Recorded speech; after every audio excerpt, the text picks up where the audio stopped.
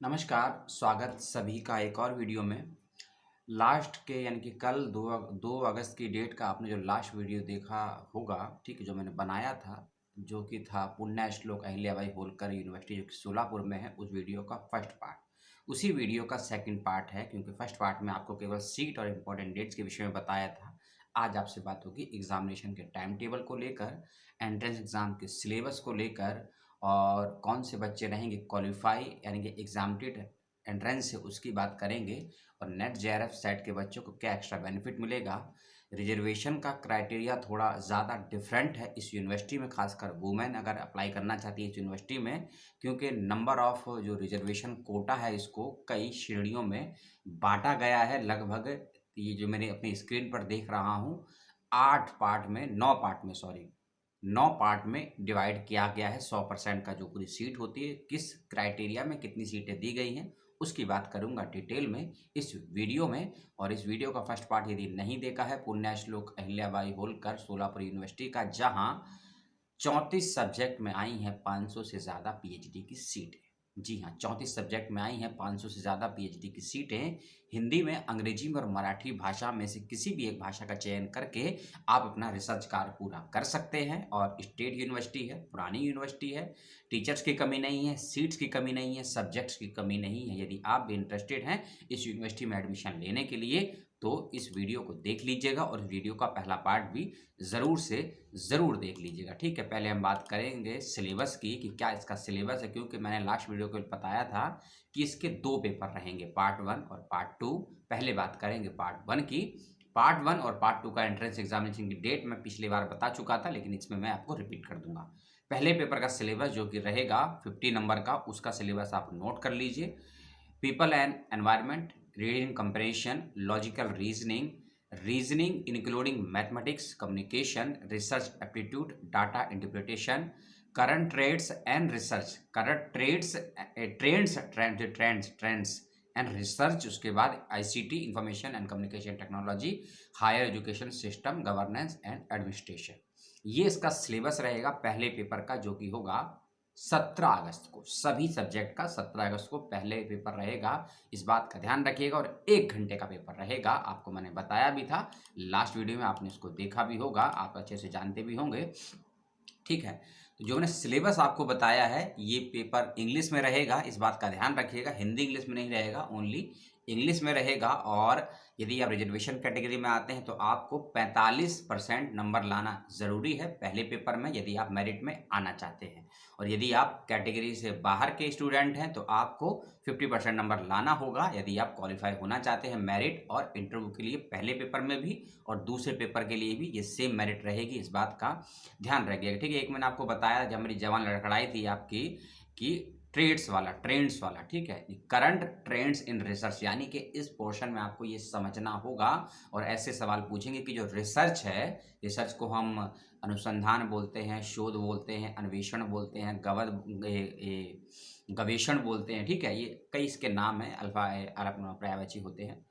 Research वर्तमान में किस सेनेरियो में और किस पर्सपेक्टिव्स में हो रहा है, इस चीज को आपको अपने दिमाग में बैठाना होगा और डालना होगा। यदि कहीं पढ़ते हैं रिसर्च को लेकर, कोई रिसर्च मेथोलॉजी की बुक पढ़ते हैं, रिसर्च मेथड को लेकर पढ़ते हैं, तो करंट परिस्थितियों में किस प्रकार का रिसर्च ट्रेंड में है, प्रयोग में है, एक्शन में है, क्रियात्मक में है, उसको थोड़ा समझ के पढ़िएगा। क्योंकि एक नया एरिया दिया है इसमें, जो मुझे भी लगा और कहीं पर। और ये जो यूजीसी नेट की तैयारी करते हैं आप लोग, या सीएसआईआर की, उस पॉइंट ऑफ व्यू से भी इस टॉपिक को अच्छे से समझिएगा, फ्यूचर भी आपका काम आएगा। ठीक है, बाकी चीज़ें कॉमन है, जो यूजीसी का पेपर पढ़ते हैं उसको तैयारी के लिए कोई दिक्कत नहीं रहती है। ठीक है, अब कहाँ चलेंगे, अब चलेंगे उन बच्चों पे जो नेट, सेट, गेट और स्लेट क्वालिफाई हैं। नेट, सेट, गेट और स्लेट क्वालिफाई बच्चे हैं, उन सभी को प्रवेश परीक्षा से छूट दी गई है। इसके साथ साथ आपको अलग से भी कुछ नंबर दिए जाएंगे, 2 से लेकर 5% के बीच में। यदि आपका नेट, सेट, गेट क्वालिफाई है तो आपको कुछ नंबर और भी एक्स्ट्रा मिलेंगे, इस बात का ध्यान रखिएगा। इस यूनिवर्सिटी में यदि आप एडमिशन के लिए अप्लाई करते हैं, इस चीज़ को आप ध्यान से समझ लीजिएगा। ठीक है, और ऐसे कैंडिडेट जिन्होंने एमफिल किया है, उनको क्या कुछ फ़ायदा होगा? ऐसा नोटिफिकेशन वेबसाइट में कहीं कुछ दिया नहीं है कि एमफिल वालों को कुछ एक्स्ट्रा बेनिफिट या एग्जाम्प्टेड या अलग से मार्क्स मिलेंगे। जो जानकारी नहीं है वो मैं आपको बता भी नहीं सकता। अगर आप मैरिड हैं और वुमेन हैं और पीडब्ल्यूडी हैं तो भी आपको कुछ एक्स्ट्रा मिलेगा कि नहीं मिलेगा, इसको लेकर भी प्रोस्पेक्टर में कोई जिक्र नहीं है।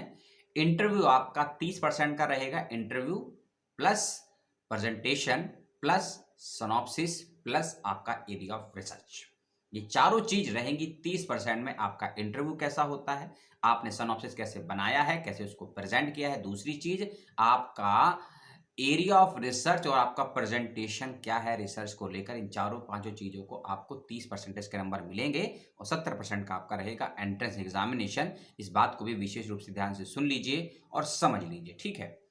और इसके अलावा रिजर्वेशन जो मैंने बताया, एससी है, एसटी है, वीजीएनटी है, ओबीसी है, ईडब्ल्यूएस है और ओबीसी में नॉन क्रीमी लेयर है और पीडब्ल्यूडी कैंडिडेट, इन सबका अलग अलग कोटा रिजर्वेशन है। उसकी बात भी कर लेते हैं क्योंकि जो सीट का बंटवारा किया गया है वो कोटों के हिसाब से किया गया, रिजर्वेशन पॉलिसी के अनुसार को इसको, क्योंकि स्टेट है और स्टेट में अपना भी एक रिजर्वेशन होता है, उसके अकॉर्डिंग इसमें रिजर्वेशन के आधार पर सीटों का डिवाइडेशन किया गया है। उसको भी थोड़ा ध्यान से समझ लीजिए। ओपन कैटेगरी को 40% सीट दी गई है, एससी को 13%, एसटी को 7%, वीजीए को 3%, एनटीबी को 2.5%, एनटीसी को 3.5%, एनटीडी को 2%। अब ये एनटी क्या है, इसके लिए आपको वेबसाइट को देखना पड़ेगा। ओबीसी को 19% और ईडब्ल्यूएस को 10%। टोटल ये 100% कोटा बैठता है, इसके अंदर बात की गई है, ठीक है। और मैं सीट को एक बार रिपीट कर देता हूँ, आपको थोड़ा रिमाइंडर भी हो जाएगा। 34 सब्जेक्ट हैं, टोटल हैं 500 से प्लस सीट, वैसे तो 600 प्लस सीट है, मैंने 500 ही बोला है। आप बाकी चीज़ों को देख लीजिएगा, ठीक है।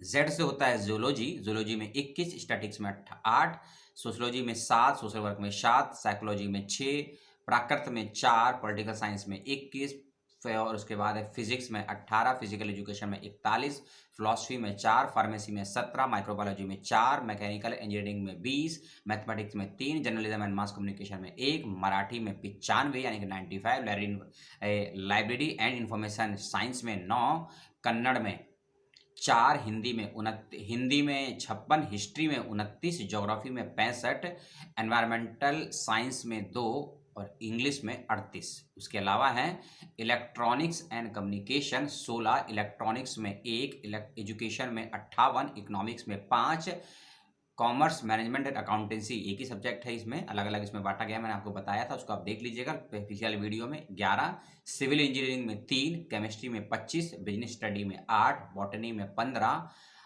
बायोटेक्नोलॉजी में 21 और ancient Indian history culture and archaeology में 1 सीट है। ये टोटल इसमें है 34 सब्जेक्ट, सीटों की संख्या है 600 प्लस 500 प्लस, आपको जो समझना, लेकिन 600 से भी ज़्यादा सीटें हैं, सारी मैं नहीं बता पाऊंगा, ठीक है।